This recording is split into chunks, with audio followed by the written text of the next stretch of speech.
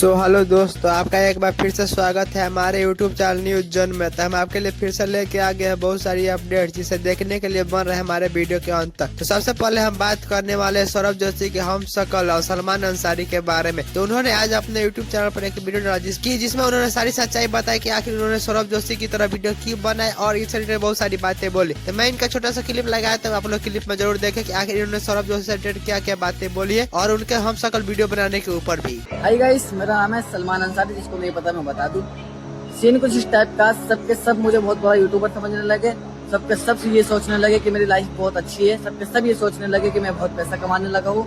आज मैं बता देता हूँ, मैं गया था वीडियो शूट के लिए, लोकल ट्रेन से गया था। मैं लोकल ट्रेन से मैं अपने घर पे जा रहा था। रात बहुत हो चुकी। लास्ट स्टॉप इसका ट्रेन का ये था, जो कि मेरा स्टॉप था 3-4 स्टेशन के बाद। तो मुझे यहाँ पर रुकना पड़ा। मैं रिक्शा वाले के पास गया, भाई मुझे वहाँ पर जाना। रिक्शा वाले ने बोला भाई 800 रुपये लगेंगे, इतने पैसे तो मेरे पास है नहीं। सीन कुछ इस टाइप का। टाइम भी बहुत हो चुका। असल में टाइम भाई 3 बजने वाले हैं और 5 बजे लोकल ट्रेन चालू होगी। 5 बजे तक यहीं पर ही रुकूंगा स्टेशन पे ही, रात बिताऊंगा पूरी। और सुबह पूरी संडे मैं एक हेयर ड्रेसर हूँ, मैं एक सैलून में जॉब करता हूँ, तो मुझे काम पे भी जाना रहेगा। तो ये सीन देता है भाई। तो देखो, कहने का मतलब मेरा एक ही है कि हर इंसान की जिंदगी में दिक्कत परेशानी बहुत ज्यादा रहती है, बहुत ही ज्यादा। कोई दिखाता है, कोई नहीं दिखाता। मैं खास करके अपनी दिक्कत परेशानी किसी को नहीं दिखाता। मैं एक अच्छे पल जो मेरी जिंदगी में रहते हैं, मैं वही चीजें सारी कुछ वीडियो में दिखाता हूँ। शायद इसलिए लगने लगा होगा। और ये सब मेरे साथ आज ही नहीं भाई, बहुत बार हो चुका है, बहुत बार हो चुका है। बस आज दिखाने का मन इसलिए कर गया क्योंकि भाई पब्लिक का कुछ ज्यादा होने लगा कि मैं बहुत पैसे कमा रहा हूँ, ये वो है। ये सारी दिक्कत परेशानी मुझे आए दिन झेलनी पड़ती है। कम से कम महीने में 3 बार या 2 बार तो मुझे झेलनी पड़ती है कि मैं बीच में अटक जाता हूँ और फिर मुझे वो रात स्टेशन पर गुजारनी पड़ती है। तो वही नेक्स्ट अपडेट की बात करते हैं शिवम मलिक से रिलेटेड। दरअसल क्या होता है, शिवम मलिक एक मंदिर में वहां पर चप्पल पहने ही चले जाते हैं, जिस पर उन पर लोग काफी ज्यादा क्रिटिसाइड होते हैं और बोलते हैं कि ये कैसा आदमी है कि मंदिर में चप्पल पहनकर चला जाता है। तो और इस पर उन्होंने जवाब देते हुए बोला कि वह यहाँ का मंदिर नहीं था, बोला कि वो नेपाल का मंदिर था और नेपाल में ऐसे मंदिर पर वहाँ जा सकते हैं। इससे रिलेटेड बहुत सारी बातें भी उन्होंने बोली। तो मैं इनका छोटा सा क्लिप लगाया, तो आप लोग क्लिप में जरूर देखें। स्टोरी डाली थी, उसके अंदर इतने सारे रिप्लाई आए स्टोरी के, इतने सारे मैसेजेस आए सब लोगों के कि जब भैया आप मंदिर के अंदर थे, आप पूजा कर रहे थे भगवान की, तो आपने जूते और चप्पल क्यों नहीं उतारे बाहर मंदिर के, और जूते चप्पल में ऐसे घंटियां क्यों बजा रहे हो। तो मैं आपको बता दूं, मैं काठमांडू में था, नेपाल में, बोधनाथ स्तूपा में ऐसा होता है, सब परिक्रमा लगाते हैं स्तूपा की ऐसे, ठीक है। एकदम डिफरेंट है हिंदू टेम्पल में। हमारे यहाँ होता है कि आप मंदिर के बाहर जूते चप्पल उतारते हो, मूर्ति के सामने बैठते हो, हाथ जोड़ते हो, सर टेकते हो, और वहां पे परिक्रमा लगाई जाती है, ठीक है। वहां पे हर एक ने शूज, हर एक ने चप्पल पहने हुए थे। ऐसा नहीं है कि मैं सिर्फ अकेला था वहां पे, ऐसा ही भाई अलग अलग देश के, अलग अलग रिलीजन के, अलग अलग मंदिरों के, अलग अलग जगहों के, सबकी अपनी अपनी मान्यताएं हैं। वहां जाओ, जैसा वो सब कर रहे हैं वैसे करो, साफ दिल रखो। तो वही नेक्स्ट अपडेट की बात करते हैं इंडियन आइडल से। दरअसल क्या होता है, इंडियन आइडल के बारे में एक बंदा बोलता है कि इसमें पूरी तरह से स्कैम है और इस से बहुत सारी बातें बोलती है। तो मैं इस वीडियो को लगा, तो आप इस वीडियो को देख कर ही समझ जाइए कि आखिर इंडियन आइडल में किस तरह का स्कैम होता है।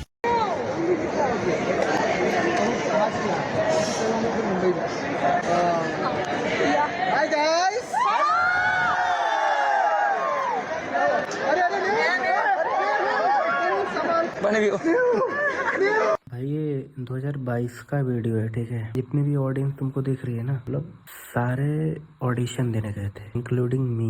मैं भी राइट साइड में बैठा हुआ था। सुबह से लाइन लगा के रखे थे हम लोग। बहुत ज्यादा क्राउड था, बहुत ही ज्यादा क्राउड था।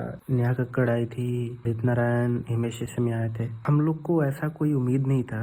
हालांकि अभी ये सीन अभी भी हो रहा है, ठीक है। जो अभी मैं बता रहा हूँ आपको, अभी भी हो रहा है। अभी 2025 की बात है। तो मतलब ये वाला जो केस था ना, ये बहुत ही ज्यादा मतलब ऐसा था कि इनके जो एकेडमी के लड़के होते हैं, इनके जो लिंक्ड लड़के होते हैं, उन्हीं को ये पहले से सेलेक्ट कर रखे थे और करते भी है बहुत पहले से ही। ग्राउंड में बैठने के बाद हम लोग को 2-3 घंटे बाद ऐसा एक lady announce, audition is done, all audition is done, audition हो गया है, फलाना फलाना ढिमकाना। हम लोग ऐसा मतलब दंग रहे कि यार हम लोग कुछ गाए भी नहीं, हम लोग का कुछ ऑडिशन भी नहीं है, किसी ने कुछ नहीं लिया। तो वो लोग अपना एड शूट कर रहे हैं, सामने फॉर्म कर रहे हैं। मतलब ये इंडियन आइडल नहीं, इसको ना फेक आइडल नाम रखना चाहिए। चंद मतलब पैसों के लिए सारी चीजें ये लोग कर देते हैं, मतलब करनी नहीं चाहिए मेरे हिसाब से। टीआरपी के लिए कुछ भी करते हैं। ये चीज आप जानने के बाद भी उनके पास जा रहे ऑडिशन देने, उनका थोबड़ा देखने, उनके पास ऑडिशन देने तुमको जाना ही नहीं है, कभी जिंदगी में भी भूल के भी ना जाना। अगर तुम्हारे पास टैलेंट है ना, तुम साला खुद करो, लेकिन इनके पास ऑडिशन देने मत जाओ भाई, मत जाओ, तुमको बोल रहा हूँ मैं, ठीक है, भी नहीं जाना। तो चलिए अब आगे बढ़ते हैं, बात करने वाले हैं अमेरिका और वेनेजुएला के बारे में। जैसे आपको पता ही होगा कि अमेरिका देश के राष्ट्रपति डोनाल्ड ट्रंप ने कैसे वेनेजुएला के राष्ट्रपति को उठवा लिया है उनके घर से, और इस पर काफी ज्यादा बवाल भी हुआ है। तो इस पर पॉलफुल गर्ग ने एक डिटेल वीडियो बनाया है, तो मैं इनका छोटा सा क्लिप लगाता हूँ, आप लोग क्लिप में जरूर देखें। अगर इनका पूरा वीडियो देखना है तो आप पॉलफुल गर्ग के चैनल पर जाकर देख सकते हैं।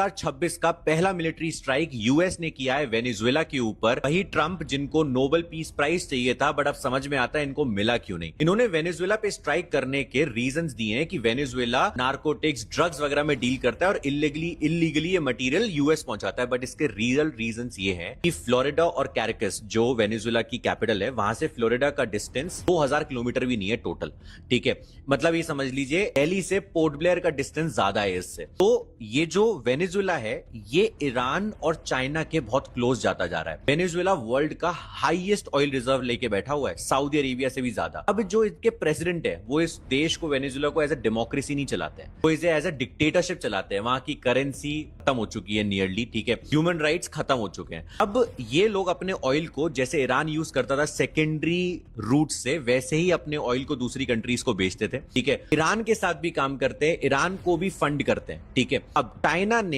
पिछले 10 सालों में 60 to 70 बिलियन डॉलर्स का इन्वेस्टमेंट किया है वेनेजुएला में, हाइट में, मतलब जो हमें पता है ऑन नंबर्स ऑन पेपर है, ठीक है। पीछे से कितना किया होगा वो आप और हम ढंग से जानते हैं। और साथ में उन्होंने वहां पर रेल रूट्स बनाए हैं, बाकी जो पोर्ट्स के प्रोजेक्ट्स होते हैं वो भी लेना शुरू कर दिया है वेनेजुएला के अंदर। अब इसके अंदर एक जानने वाला पॉइंट ये है कि वेनेजुएला अपना ऑयल जो चाइना को बेचता है ना, उसके अगेंस्ट चाइना से पैसे नहीं लेता है। चाइना ने ऐसे डेट ट्रैप में उसे फंसा रखा है। तो वेनेजुएला जैसा देश जो चाइना के इतना करीब है, ईरान के इतना करीब है और यूएस से डिस्टेंस वाइज करीब है, उससे यूएस को प्रॉब्लम होती है और इस वजह से ये अटैक हुआ है। यूएस ने पहले बोला था कि ये सारी चीजें बंद कर दो, सेकेंडरी सैंक्शंस लगाए, नहीं माना तो यूएस ने अटैक कर दिया, ठीक है। अब देखना होगा कि आने वाले टाइम में। तो वही नेक्स्ट अपडेट की बात करें तो यह राखी सावंत से रिलेटेड। दरअसल क्या होती है, राखी सावंत जब फ्लाइट से जा रही है तो वह वहाँ के एयर होस्टेस से ही विवाद कर लेती है, और जब वो एयर होस्टेस समझाने की कोशिश करती है तो उनसे उल्टी सीधी बातें बोलने लगती है। तो मैं इनका छोटा सा क्लिप लगाया तो आप लोग क्लिप में जरूर देखें, और राखी सावंत के बारे में आपका क्या कहना है कमेंट बॉक्स में जरूर बताइएगा।